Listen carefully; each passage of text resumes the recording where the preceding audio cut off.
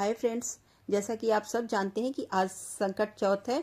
तो इसको संकट चतुर्थी के नाम से भी जाना जाता है। और हमारे यहाँ तो ये बच्चों के लिए रखा जाता है। और इसमें गणेश जी की पूजा करते हैं शाम को। और तिल और गुड़ के लड्डू बनाकर शकरकंद के साथ इसकी पूजा करते हैं। हमारे यहाँ तो ऐसे ही मनाते हैं इसे। और शाम को चंद्रमा को अर्घ देके फिर फलाहार ही करते हैं। तो हमारे यहाँ का तो यही ट्रेडिशन है। बाकी अपने अपनी जगह के अपने अपने ट्रेडिशन हैं, लोग अपनी अपनी तरीके से इसे मनाते हैं। पर हमारे यहाँ तो ऐसे ही मनाया जाता है। तो चलिए, आज मैं बनाऊंगी कुछ लड्डू। और मैं लड्डू अलग अलग तरीके के बनाऊंगी। तो तिल और गुड़ के लड्डू तो बनाऊंगी ही पूजा के लिए, लेकिन मैं उसके साथ साथ खोए और तिल के भी लड्डू बनाऊंगी। और कुछ मैं गोंद की पिन्नियाँ भी बनाऊंगी और गोंद के लड्डू भी बनाऊंगी। तो चलिए शुरू करते हैं उसकी रेसिपी। तो देखिए, पहले इसके लिए चाहिए 1 कटोरी बादाम, 1 कटोरी किशमिश और 1 कटोरी काजू और 1 कटोरी अखरोट, ये मैंने लिए हैं। और मैंने आधा किलो तिल लिए हैं। और कुछ तो मैं तिल और भूरे के साथ भी बनाऊंगी और कुछ मैं जैगरी के साथ लड्डू बनाऊंगी। तो इसके लिए देखिए, पहले मैं कढ़ाई में थोड़ा सा खोए को गरम करूंगी और खोए को थोड़ा सा भून लेंगे। क्योंकि खोया होता क्या है कि भूनने से ज़्यादा देर तक टिक जाता है, जल्दी खराब नहीं होता। और इससे बने हुए लड्डू काफ़ी दिन तक चल जाते हैं। तो इसलिए मैं खोए को भूनकर ही लड्डू बनाऊंगी। तो बस एक कढ़ाई में मैंने गरम की और उसमें खोया डाल दिया और बस उसको थोड़ी देर के लिए भून लिया। अब तिल को भी मैंने ड्राई रोस्ट कर लिया है और उनको मैंने मिक्सी में पीस लिया है। तो आप कोशिश कीजिए आधे तिल पीसिए और आधे थोड़े वैसे ही साबुत रहने दीजिए, क्योंकि जब वो मुंह में खाने में आते हैं तो अच्छे लगते हैं। तो बस मैंने आधे तिल को पीस लिया है मिक्सी में डाल के। थोड़ा सा मोटा ही पीसिए आप, दरदरा, बहुत बारीक पाउडर नहीं बनाइए इसका।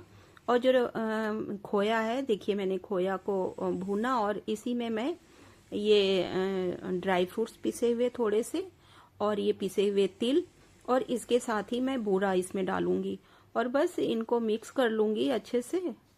तो ये देखिए, मैंने इसमें तिल डाल दिया है इसमें और 1 कटोरी बूरा डाल दिया है। अगर आप 1 कटोरी तिल लेते हैं तो कम से कम आधा कटोरी इसमें बूरा डालिए, क्योंकि खोया भी है इसके साथ। तो इतना ही मात्रा में ये हो जाता है मीठा इतना। और अगर आपको ज़्यादा मीठा चाहिए तो आप इसमें ज़्यादा भी मिला सकते हैं।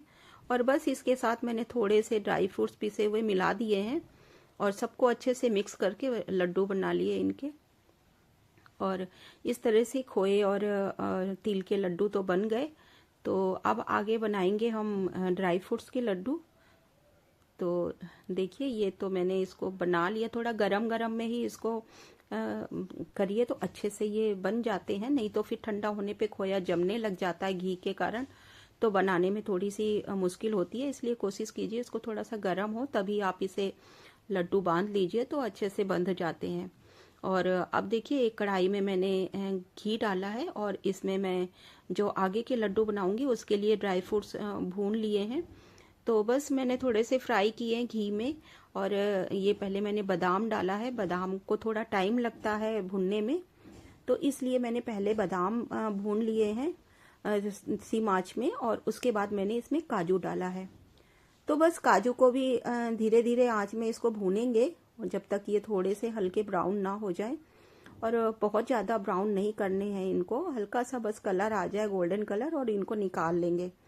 और उसके बाद इसमें अखरोट भी डालकर उसी घी में हम अखरोट को भी डालकर इसी तरह से भून लेंगे। तो इस तरह से एक एक करके हम सारे ड्राई फ्रूट्स को भूनेंगे। और लास्ट में हम किशमिश भूनेंगे, किशमिश को बहुत धीरे आंच में भुनना होता है, नहीं तो वो जल जाती है। और बस जब वो फूल जाए तो बस उसको निकाल लेंगे। होता क्या है कि ड्राई फ्रूट जब भुने होते हैं तो उनका टेस्ट भी बढ़ जाता है और उनकी लड्डू काफ़ी दिन तक भी चल जाते हैं, जल्दी ख़राब नहीं होते हैं। तो इसके लिए देखो, मैंने किशमिश को भी भून लिया है। बस ये थोड़ा सा, और ये घी में डालते ही जैसे ही धीमी धीमी आंच में हम इसको भूनते हैं तो ये फूल जाती है। तो बस ऐसे ही करना है और उसके बाद निकाल लेना है। और बस एक एक करके हम सारे ड्राई फ्रूट्स को इनको मिक्सी में डालकर थोड़ा सा दरदरा ही पीसेंगे, इसको भी पीस लेंगे हम। और उसके बाद बस हम देखिए थोड़ा सा इकट्ठे आप लगातार मिक्सी मत चलाइए, थोड़ा सा दरदरा करने के लिए थोड़ी देर बस करिए और उसको बंद कर दीजिए।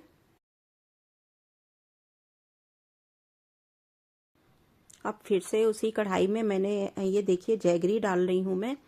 तो इसको मैं गुड़ के साथ बनाऊंगी, तो मैं इसमें गुड़ के पीसेस डाल दिए हैं। तो आप ऐसे भी डाल सकते हैं और गुड़ को थोड़ा कूट कर भी डाल सकते हैं। तो वो दोनों तरह से मिक्स हो जाता है, इसको सिर्फ मेल्ट करना है थोड़ा सा। और अगर हम पीस थोड़ा कूट के गुड़ डालेंगे तो होगा क्या, जल्दी हो जाएगा, और ऐसे डालते हैं तो थोड़ा टाइम लगता है। बाकी और कोई फर्क नहीं पड़ता है कि आप ऐसे गुड़ डालें या कूट कर डालें। तो बस उसको धीमी धीमी आंच में थोड़ा सा उसकी जो गांठें हैं उसको तोड़ते जाइए और उसको लगातार चलाते जाइए, और तब ये गुड़ पिघल जाता है। और फिर इसको चेक कीजिए पानी में डालकर, अगर वो उसकी थोड़ी सी गोली बनाकर देखिए, अगर वो बनने लग जाती है तो बस ये गुड़ तैयार है। और उसके बाद उसमें तिल डाल दीजिए, और जो हमने ये ड्राई फ्रूट्स पीसे थे वो डाल देंगे इसमें। और बस ये गुड़ और तिल के लड्डू बन गए। तो इनको मैं मिक्स करूँगी अच्छे से, और इसको गरम गरम में ही अच्छे से इसको मिक्स कर लेंगे और इसके भी लड्डू बना लेंगे। तो इसे भी हम गरम गरम में ही बनाएंगे, नहीं तो ये ठंडे होने पर नहीं बनेंगे। तो कोशिश करेंगे ये हल्के गरम होंगे तभी हम इनको सारे लड्डू बांध लेंगे। और अगर ये बांधते बांधते थोड़ा ठंडा हो जाए तो हम दोबारा से भी इसको गरम कर सकते हैं, ऐसा कुछ नहीं है। थोड़ा सा सिम आंच करके इसको थोड़ा गरम कर लेंगे और दोबारा से हम इसको बांध लेंगे, क्योंकि ये लड्डू गरम में ही बंधेंगे, ठंडे हो जाएंगे तो ये नहीं बनते हैं। तो बस ये देखिए तिल और गुड़ के भी लड्डू बन गए। अब चलिए बनाते हैं गोंद के लड्डू। तो इसके लिए मैंने क्या किया है, एक पैन में घी लिया है, 2 चम्मच घी लिया है, उसमें मैंने हल्दी डाली है, क्योंकि थोड़ा सा सर्दियों में हल्दी खाने में अच्छा होता है हमारी हेल्थ के लिए भी। तो मैंने इसमें हल्दी डाल दिया है 2 चम्मच। और इसी के साथ में इसमें थोड़ा ये देखिए मैंने 2 चम्मच इसमें सौंठ डाल दिया है। और हल्दी के साथ बस सौंठ डालने के बाद और इसमें 1 कटोरी मैंने आटा डाल दिया है। तो बस इनको तीनों को थोड़ा सा धीमी धीमी आंच पे हम भून लेंगे। और हाँ, इसमें मैंने गोंद मिक्स किया है। गोंद को मैं हमेशा पीस कर मिक्स करती हूँ, क्योंकि होता क्या है कि गोंद कई बार जो बड़े टुकड़ों में होती है तो जो हम घी में भूनते हैं तो अंदर से कच्ची रह जाती है और वो दांतों में फिर लगती है। इसलिए मैं कोशिश करती हूँ कि उन पीसेस को मैं वैसे ही उसको मिक्सी में चला लेती हूँ तो वो बारीक हो जाती है। और बस उस बारीक पाउडर को आप जब आटा भूनते हैं तो उसी के साथ आप डाल दीजिए। तो जैसे जैसे आटा भुनेगा वैसे वैसे आटे की गर्माहट के साथ ये गोंद भी भुन जाती है। तो बस उनको भी भून के निकाल लिया मैंने, जब तक कि वो अच्छे से खुशबू ना आने लग जाए। और उसके बाद जब वो भुन गई है तो मैंने दूसरे पैन में देखिए 1 चम्मच घी डालकर इसमें गुड़ डाला है मैंने।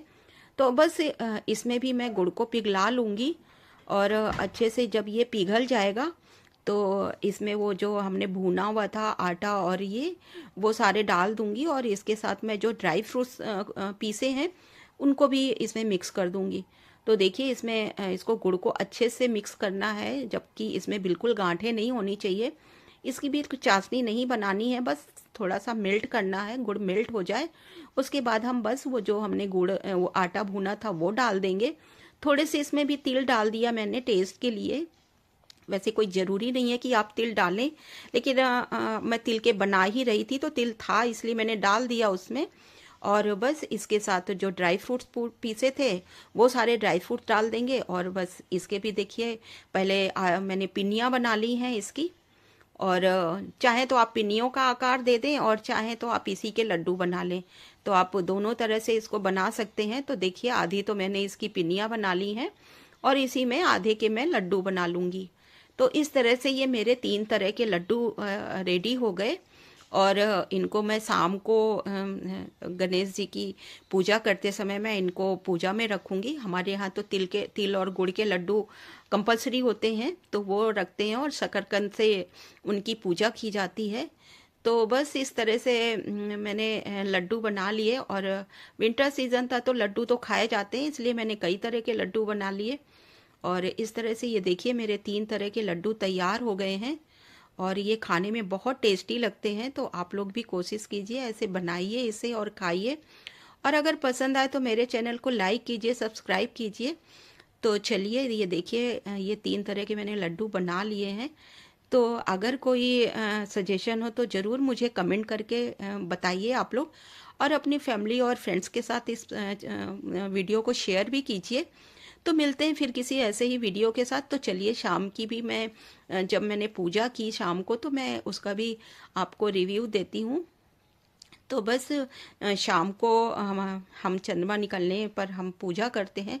तो इस बार तो चंद्रमा निकला ही नहीं, और मैंने अपनी भाभी से फ़ोन पे ही मंगा के मैंने पूजा किया, क्योंकि हमारे साइड में बादल थे बहुत।